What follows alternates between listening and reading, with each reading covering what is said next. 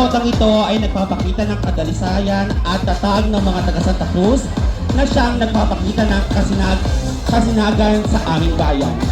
Ang mangingisda ay isang profesyon na ng pangunahing hanap buhay ay pangingisda. Karaniwan silang naghahanap buhay sa ilog upang manghuli ng isda at iba pang yamang dagat. Ang pangingisda ay isang mahalagang bahagi ng kultura at kabuhayan ng maraming komunidad sa mga baybaying dagat. Ang mga ilog ay tahanan ng iba't ibang uring isda tulad ng tilapia, bangus, hito at dalag. Kailangan ng uuugong isda na may sapat na kaalaman tungkol sa mga uri ng isda at ang mga oras ng aktibidad ng mga ito. Ang palikpik na dekorasyon sa aking kasuotan ay bahagi ng katawan ng isda at iba pang hayop na bumubuhay sa tubig.